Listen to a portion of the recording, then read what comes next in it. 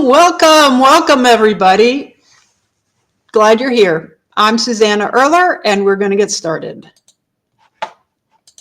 This is the Austin chapter of TechSoup Connect. I'm Susanna Erler. Very glad you are here today, and we're going to jump right in. Today's presentation is called Get That Grant, Strategic Steps to Win Funding.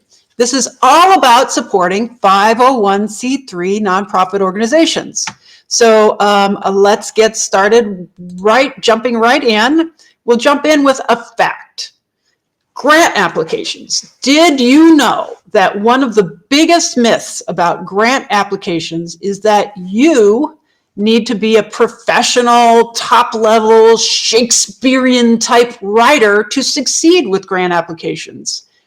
That's not true. The truth is that funders care more about impact and feasibility than they do about flowery language. So if you can clearly explain your project and how it meets the funder's goals, you are already ahead of the game. And we're going to talk about that in this presentation. So glad that you all are with us. And let's talk a little bit about the presentation. We're going to go for about 45 minutes. Please, everybody, ask questions anytime. I'm going to be keeping an eye on the chats for your questions at any time, plus at the end if you want. I'll definitely answer questions. So this is a presentation about strategy. So what you read when you signed up was this. During the session, Susanna Erler, that's me, Director of Greater Good Strategies and CFRE, will share tips, secrets, and resources that I have developed in my decades as a successful grant writer. Learn how to demonstrate a strong alignment between a funder's priorities and your 501c3 nonprofit organization's mission, programs, and goals. And since this is a TechSoup Connect gathering, we'll have some grant-related tech tips too.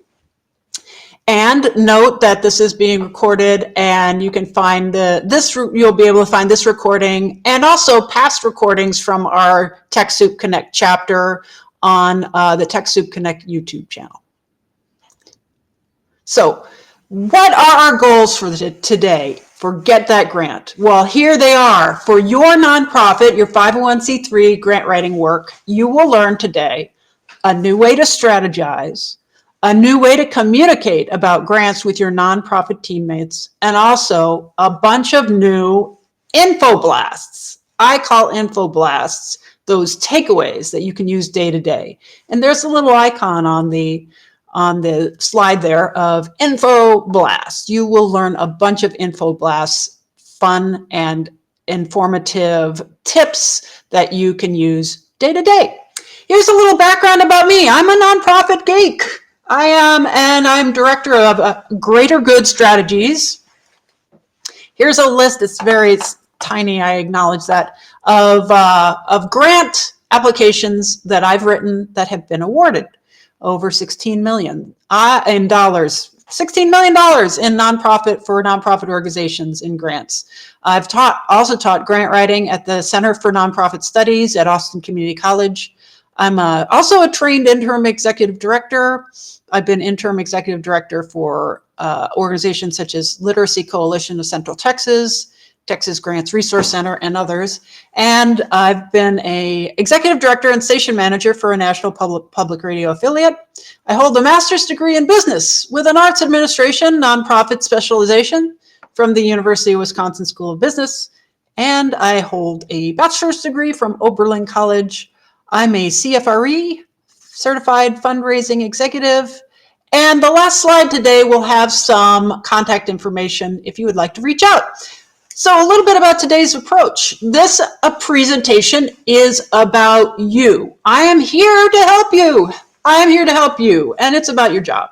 And it's about empowerment too. Sometimes grants can be, I sense that some people feel grants are intimidating, grant writing. No, this is about knowledge, giving you empowerment through knowledge. Throw fears out the window. With knowledge, you are empowered to get that grant. And that's what we're going to talk about today. Today, we're going to talk about strategy as opposed to basics. And we'll cover a little bit of basics, but we're going to talk a lot about strategy. And then also ask me anything. Ask me anything about grants. I'm here to help. So let's get started with some baselines, some frames of reference. So what is a grant? A grant is usually funding, and it's different from relationship-based donations. Grants are a little more transactional than those relationship-based donations that you may receive from individuals that really connect and love your mission. Grant funding is a little bit more contractual than that kind of other kind of donation. Grants are usually awarded to the recipient who carries out the activities that were proposed in the grant application. That's very important. Sometimes people think, oh, well, we got this money, we can do whatever we want with it. No, that's not the case. Especially if you wrote in the grant application that you promised to do X, Y, or Z with the funding if received, you would need to follow through. And in fact, many consider that a grant application is a binding document like a contract or a pre-contract. So definitely do what you promised to do in the grant application. So grant maker categories, they can include public sources, and we all know that some of those public sources like federal funding is in question during these days. So good news is there are other grant makers out there, other sources, including private sources like the Dell Foundation or community foundations, like in our area, Austin Community Foundation. For example, family foundations, Topfer Family Foundation is one example, and corporate funders also give grants like Wells Fargo. And each application may seem a little different, but to me, I just say, don't limit yourself to looking for one kind of category or another. If there's an alignment there with your organization and the potential grant maker, I say go for it. Okay, so let's talk a little bit about grant writing truths and myths. Truths and myths. Let's see what we got here. First, the truths. The truth about grant writing, some truths. What are they? Well, they're just 3. And they are, drumroll please, guidelines, guidelines, guidelines. That means follow the guidelines in the application. It's a little bit of a joke on the old, what's the most important thing in business? Location, location, location. It's really in grant writing, guidelines are so important. And that is perhaps the one hard and fast rule in the grant writing world.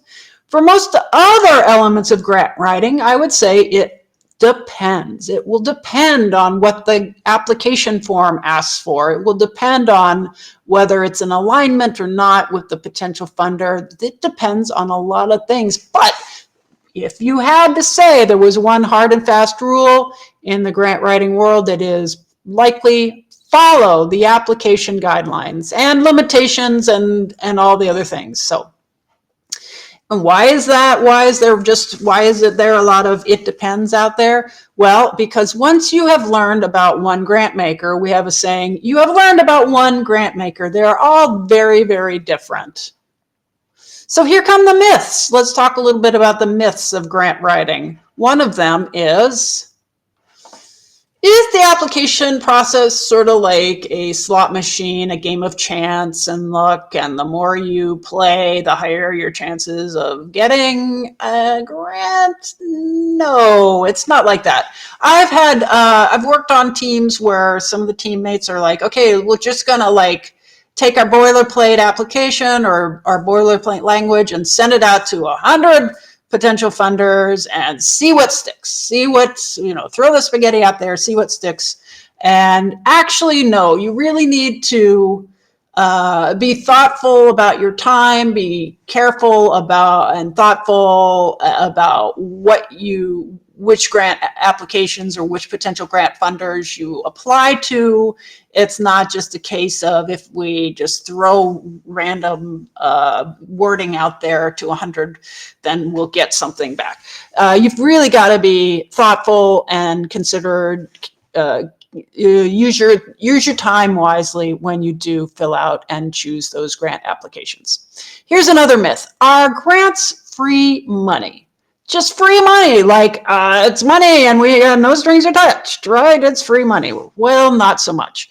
Again, like I said earlier, those contracts, I mean, those grant applications are often considered contractual, like a pre-contract. So if you say you're going to do something in your application, really, and then if you get funded, you really need to follow through. So there are, it's not like there's no strings attached, but there is an agreement when you apply for funding and get it.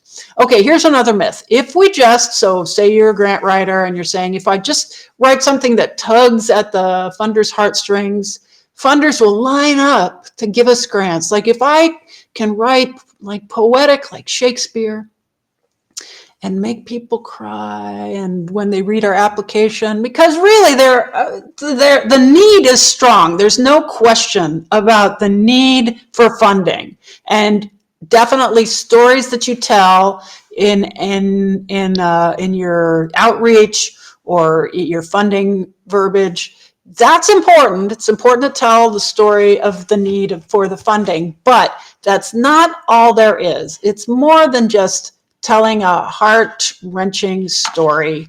It is also about using data, using measurements, and we're going to talk a little bit more about that in our presentation coming up. So the difference between grant, as I mentioned, grant funding and other methods of nonprofit funding, there's a little bit more of the headspace kind of, I'll use the word, well, data, measurable objectives, and that's represented on the left by the sort of brain gears going on. There's a little bit more of that going on than the other side. I mean, again, it's all important, but if there was a spectrum, those individual donors that you reach out to with the heart-filled, love of your mission and descriptions like that, that's sort of more on the right side of the spectrum, and grant writing is a little more sort of about data and things like that. Not 100%. I mean, don't get me wrong. It's all important, but if there was a spectrum, that's how it would look. All right, so, and if you write nothing else down today, write this down. Measure, again, measurements, data, demonstrating your need through measurements and data. That's so important in the grant writing process. So I'm going to take a little breather. This is a poem I wrote, and I'm also going to look down at the chat to see if there's any questions so far before we launch into more great information. This is your moment of haiku. Grant writers, ignore shiny objects. Instead, heed the funder's guidelines. It's a little haiku that yours truly wrote. 575, grant writers, ignore shiny objects. Instead, heed the funder's guidelines. A haiku poem for grant writers. Okay, so now let's move forward. I see no questions. So now that we've laid the groundwork, next we're going to visualize ourselves, like visualize for a second yourself at your desk. You're about to write a grant application. You've decided this is the best grant funder, potential grant funder that we're going to apply to, our highest chance of a match. And I'm going to put the energy into writing and compiling and filling out this application. Just picture yourself at your desk. What do you do first? You say to yourself, what do I do first? You're sitting down to start compiling. And what do grant writers loathe? They loathe a blank page. That's what happens when you're sitting down to write that grant application. Guess what? This is a tool. This compass is a tool. I will describe your compass. for getting through that blank page, and moving forward from that blank page phase, and you will use a compass. Here is the compass. It's a grant writer's tool that I am imparting upon you. I'm describing to you in this moment. What is a compass? This is going to help create a map to fill in those blank pages. It'll give you strategic direction, and it is a way to structure information. And it'll also help your teammates, who are an important part of the process, it'll help them get it. So this compass has 3 points, and I guess the 4th point is your destination. So the compass includes the following points: knowledge of your organization, knowledge of your funder, knowledge of yourself. If you are aware of these 3 things, then you can move forward past that blank page phase. So first, we're going to talk about knowledge of your organization. So say your first week at the new job as a grant writer, you're sitting down and you're like, okay, I'm a new grant writer here at this organization that I just started working at. What do I do? Get to know your organization. Ask yourself 3 questions, and it's just 3 questions. If you are prepared to answer these 3 questions about your organization, about your 501c3 nonprofit, you will be prepared for most grant applications. So what are those 3 questions? Here they are. How is your organization working to make the world better? What problem or need is your organization, your nonprofit, solving? The second question, as you're sitting down, you're going to gather this information and be ready and once you've gathered it, you'll be ready for a significant portion of future grant applications. Second question, can your organization demonstrate measurable results? And then the third is, how is your organization using resources, perhaps reliably and thoughtfully? We hope. So let's dive into each of these questions.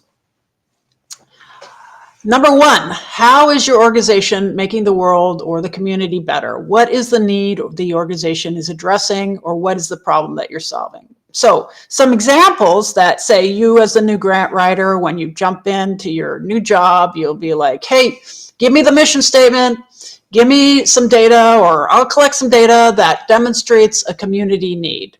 So we'll get into examples, but if you don't already have, your hands on your mission statement, get your hands on your mission statement, your nonprofit's mission statement, and then also data that demonstrates there's a need in your community for what you do.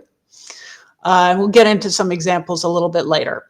So the second question is, can your organization demonstrate measurable results? So examples of what you'll need to answer it would be, how many people have you served, if it's people that you serve? How many could you serve? Do you have, say, survey answers from people that you have served? So can you demonstrate that you are, fill the need or successfully close the gap on whatever problem or issue that your nonprofit is trying to solve? Do you have examples of what you have done, how many people you've served, or if it's animals you serve, how many animals, how many could you serve? Surveys from people that you have served to say, yes, you have improved their lives in the following ways, that kind of thing. We'll get into examples in a second. And also, if you have examples to share in the chat, I invite you to do so too. The third question is, how is your organization using resources reliably and thoughtfully? Now, one reason why this is important is because grant makers, those that give grants, they may know you, your organization, but they may not. So sometimes they might say, well, we want to know that, we can trust this organization. So what are some things that we can ask them for that will demonstrate that they, to us, are trustworthy? We know you're trustworthy, but the grant makers, want to have a little bit of extra info. So some examples of what they might ask for are financial statements, or have you, they might ask if you've obtained other grants and have you used them well and had successful impact results with those. So if you have examples of any of these 3 questions, please share them in the chat.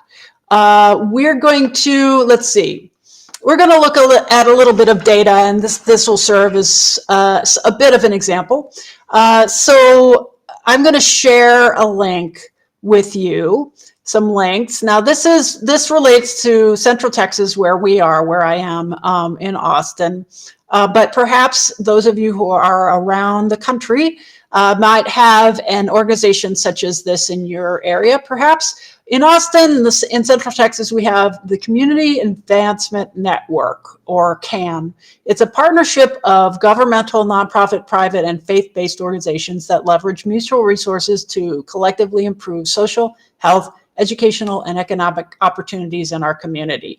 And they put out a dashboard of data describing community need. Now, I talked about community need. Let me put this into the chat. So if you can demonstrate, for example, to a potential grant funder, say that your organization tries to, works to reduce diabetes levels in your community, and you might say, well, in this case, the CAN dashboard doesn't say that. Let's use a different example. The CAN dashboard has housing affordability data for Central Texas, for example. And if your organization works to, works on that issue, housing affordability, you might take data from this CAN dashboard about how, this community, Central Texas, is falling behind the national average in terms of housing affordability.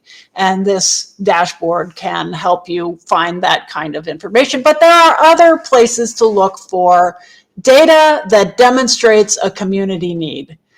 Here are some other data sources. In our area, in Central Texas, there's the Travis County Research and Planning Division. They also can assist you with obtaining the data you need for things like securing grants. So go to that website that I will also put into the chat. And by the way, folks, I will send everybody who registered for this the slides, so you will get the slides. And then here are some, I'm going to share some other places that you could perhaps look for data about that you can use for grant applications. Census.gov, American Community Survey, which is related to census.gov. These have great sort of data about, say, educational attainment in this county or your city or that kind of thing. If you're, say, working on raising educational attainment, or it's got all sorts of great data, and you just need to find the data sources that relate to the mission of your organization. Okay, so the next, and again, if folks have suggestions for other data sources, please put them in the chat. Okay, so we're back to the compass. This is the compass that helps you as a grant writer address or embrace or work through a grant application.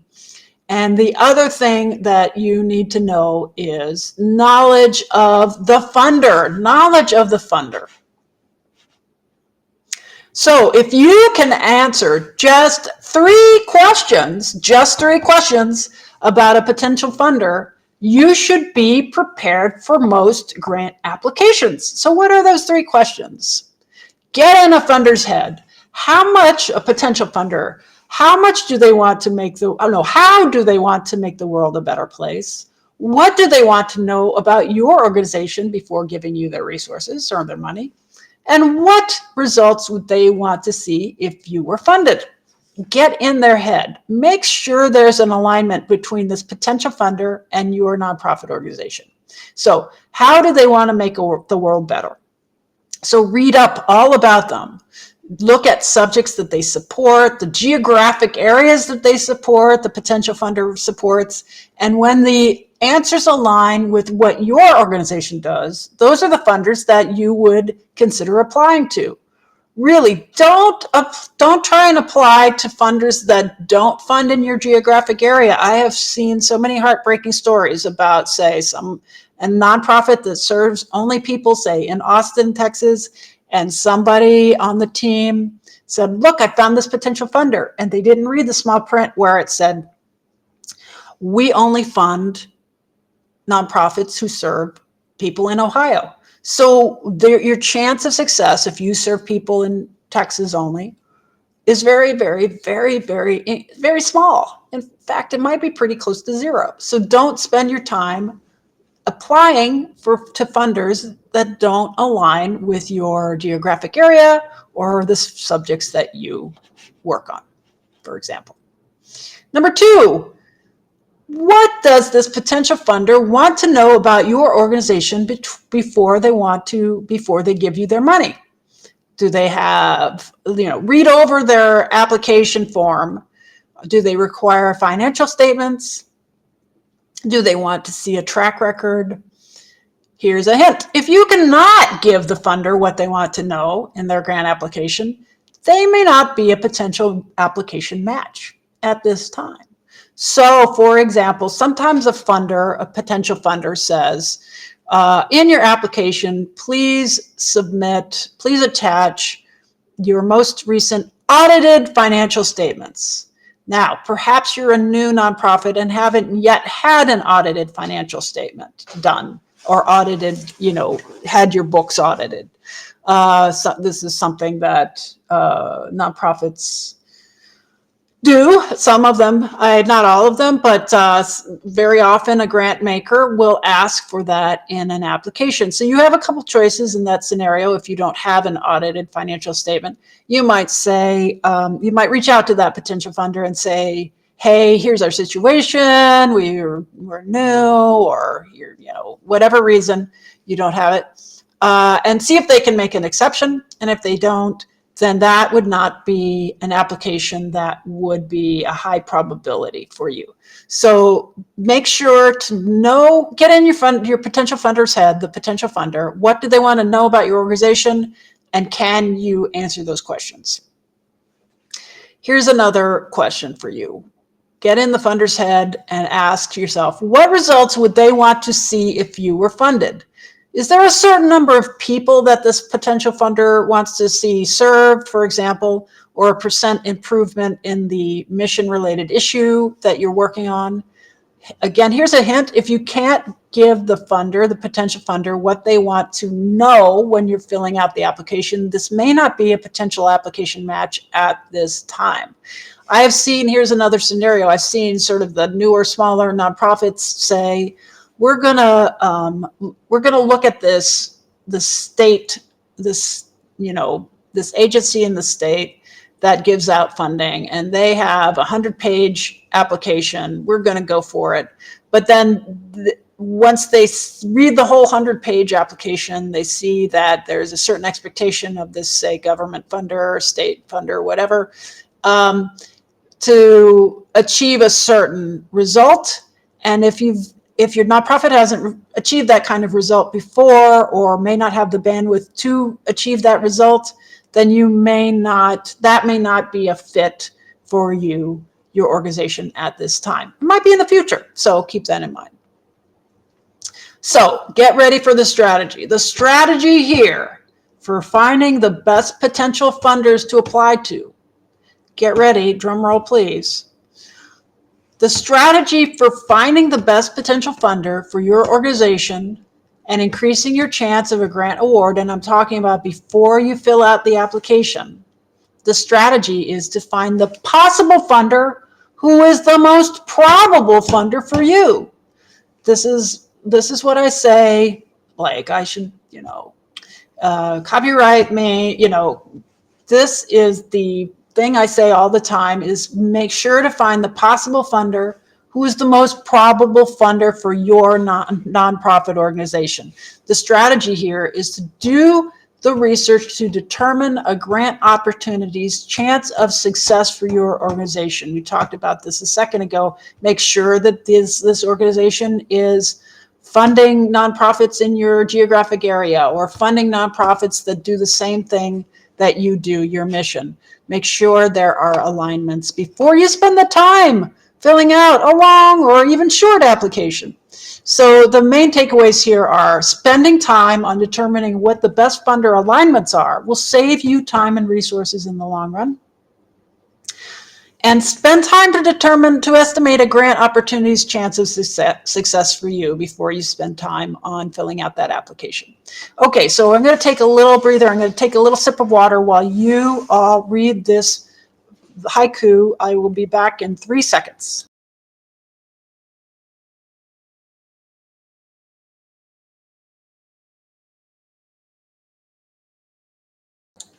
Okay, I hope you enjoyed that.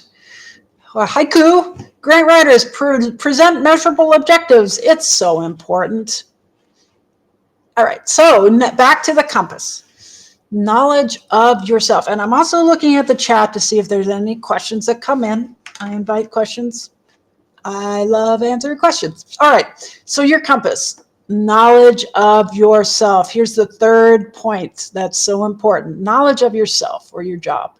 So if you can answer just 3 questions about yourself, you should be prepared for most grant applications. Wow, here they are. What are the questions? What are they? Here they are. Know what is required of you. Number 1, can I, as a grant writer, wear all or most of the hats required of a grant writer? Number 2, am I comfortable with and able to use data? And number 3, can I or our organization create a viable project design for those applications that are about projects? Number 1, so let's do a deep dive here. Can I wear all the hats required of a grant writer? The answer. The next slide will show the skills and hats of a grant writer. Now, before I flip over to that slide, just remember that first slide or one of the early slides where I talked about you don't have to be a Shakespearean writer to win those grant applications. In fact, a grant writer is more than just a writer. And if I were, in charge or whatever, I would change the name of grant writer to something else. I don't know what, but because people think it's all about writing, it's not just all about writing. It's about so much more. A grant writer wears many hats. A grant writer is a strategist, a budget officer, a project designer, a diplomat. A grant writer is meticulous, a researcher, an alchemist, changing stones into gold, and sometimes a writer. Now, some of these are a little tongue-in-cheek, but the important thing is that sometimes a grant writer will need to design a budget for the application or help design a project. It definitely needs to be meticulous and a diplomat, and sometimes needs to get some data as a researcher. So if there is something that you feel you may want to build some more skills on in your grant writing journey, you may consider setting aside some time to maybe learn more about budgets, for example. Or, don't forget to be diplomatic or whatever. Of course, I know you are, but these are all things that grant writers need to be in addition to being a writer. Now, back to knowing yourself. So, question, am I comfortable with and able to use data? Data is that word that I am saying a whole bunch during this presentation. Why? Because it's so important to use measurable objectives and data when possible and when applicable in a grant application. And we've covered some of the ways to do this.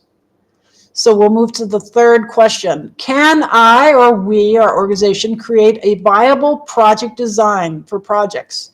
So often a grant application will say something like, we'll give money for a project that you will do, and you need to design, or if you don't already have a project to ask for money for, you'll need to design the project. Design, say, a summer camp for middle school students that focuses on science or that kind of thing. So here are some techniques that you can consider for creating a project design for a program, project, or service that you're going to be asking for funds for.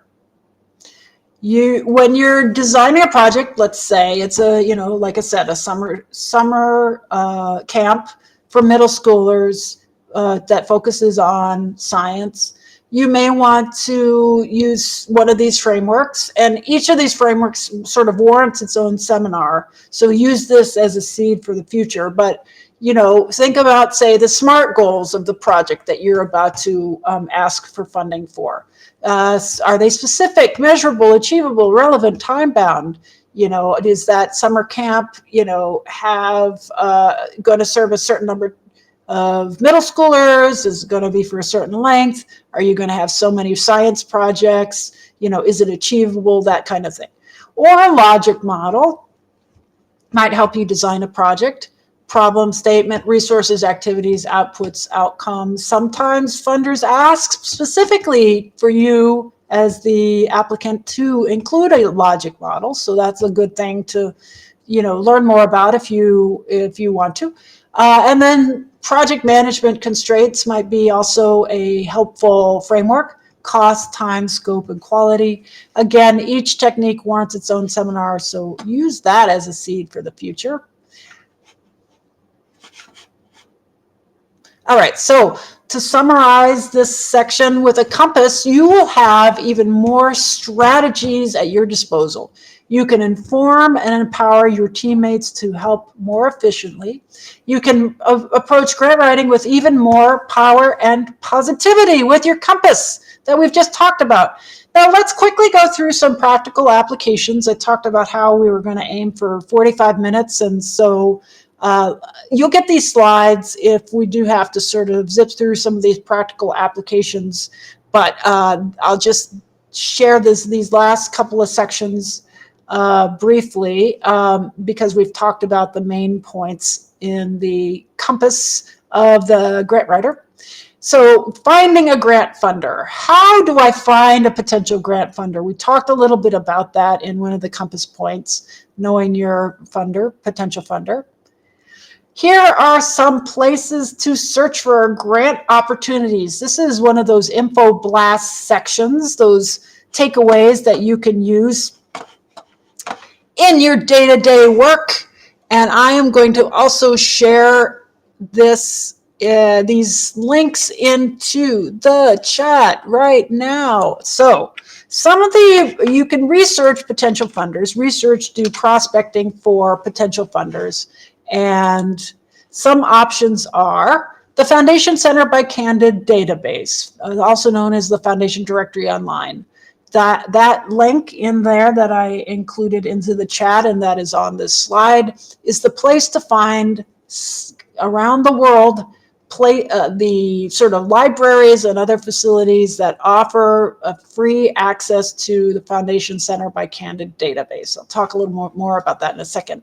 Or sometimes if you go to funders' websites, that you can, if you know of funders, you can read all about their application there. GrantStation has a database. I actually prefer the Foundation Center by Candid's database. I feel like they're sort of the gold standard, but there are other entities. I think shoot, I'm forgetting the name of another one. There's a lot of other databases, grant prospecting databases that are being developed, and so they might be valid as well.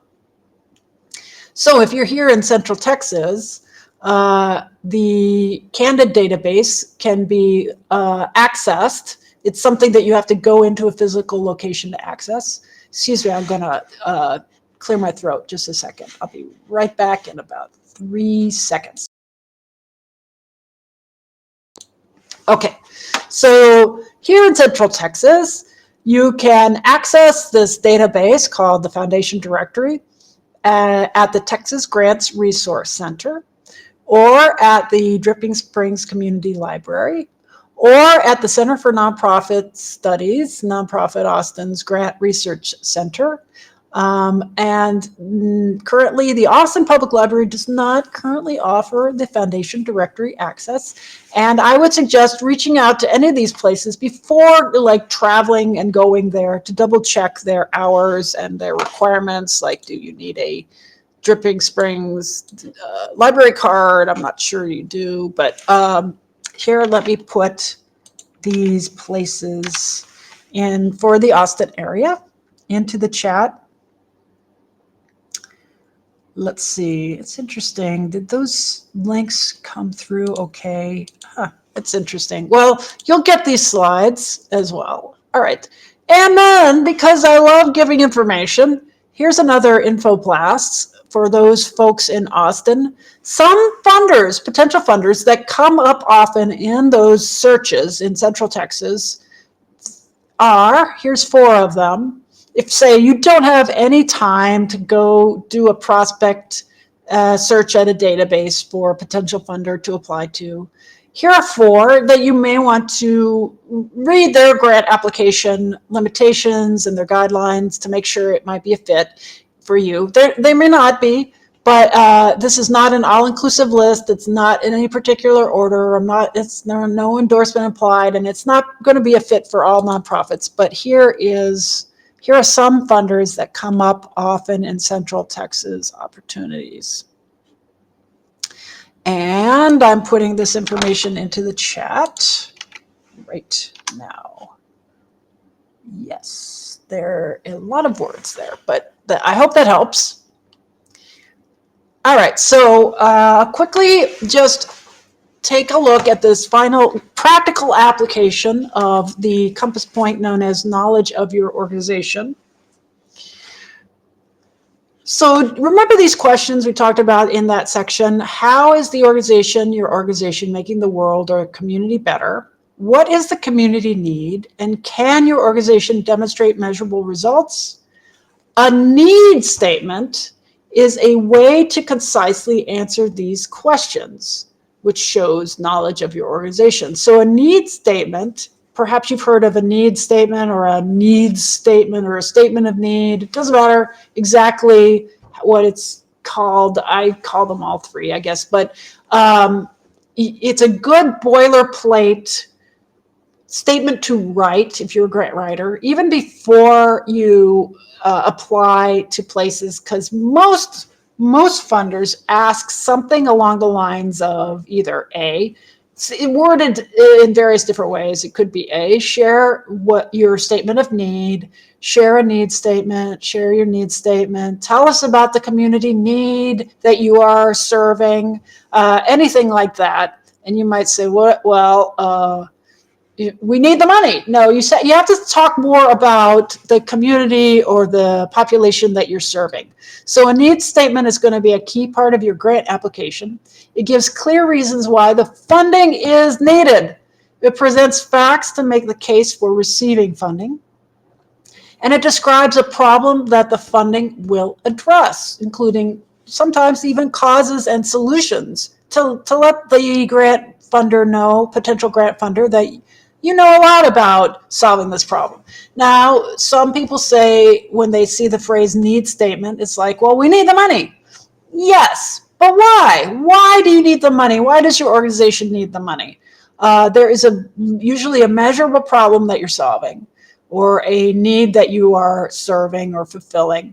And you're going to demonstrate that you are addressing that problem and can have a positive impact with the funds that you are asking for.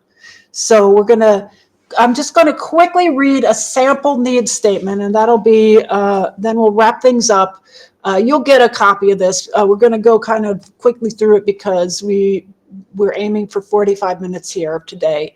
But here's a sample need statement. I'm going to go through it section by section. Here's the problem that this need statement states. It says, a 2024 report from this is a fictional, by the way, a 2024 report from the New York State Department of Health showed that the town of Smithfield ranked as one of the worst towns in the state related to patients who had complications from type 1 and type 2 diabetes. You're describing a problem that your nonprofit is going to solve. If your nonprofit has the mission of, serving people with diabetes or lowering diabetes rates, that kind of thing. So here is a problem. You have used in this example, a report to demonstrate with data that with a measurable, with something measurable, that your town is one of the worst towns, say you're in Smithfield, is one of the worst towns in the state related to, the complications from type 2 and type 1 diabetes. So then you might, in your needs statement, also say the cause of the problem to address. What is the cause? A 2024 Smith County Health Services report found that 90%, there's some data, 90% of citizens with diabetes were unable to locate diabetes education materials, and 80% were unable to locate diabetes support services. You are telling a potential funder that this is potentially a place, the cause of the problem. And your organization will create a solution with their potential funding. Here it is. Here's the recommended solution. The Smith County report indicated that area nonprofits, like maybe yours, area nonprofit organizations could be helpful in directing those with diabetes to resources and services. Aha! So an outside entity says that nonprofit organizations, if this is what you do, could be helpful in solving this problem. Oops. And then the last sentence of this hypothetical needs statement is, in order to meet this local need, our nonprofit organization is proposing Project Diabetes Support, a program that links those who have been diagnosed with type 1 and type 2 diabetes with educational materials and support services. That you're saying that's what we'll do with your funding if you give it to us. There's a need. We have the solution. Our activities will create the solution, and we're going to make a measurable impact with your funding. Now, this need statement is only part of a potential grant application. There might be other sections of the application where you go into details about how many people you'll serve and how you'll potentially move the needle on this mission-based activity or issue. But there you have it. There is a needs statement example and using data. So I am going to, these are the slides where we kind of summarize, and this is sort of, I have them in case we went short, but we're not going short. We're nudging up against our time here. You'll get these slides, and they are the summary and the tips, pretty much a summary of what we talked about today. And with that, we are now at our final slide with with my contact information. And I want to just say to everybody, thank you so much, A, for coming today, B, for all that you do for nonprofit organizations, for communities, for people out in the world. You're doing great work. I salute you and thank you for all that you do. And again, thanks for coming. Keep your eye on the TechSoup Connect Austin nonprofit website to see more presentations like this. And I'll stay for a couple minutes for questions if there are any. Please put them in the chat. But again, thank you so much for coming. So glad you were here, and have a great rest of your day.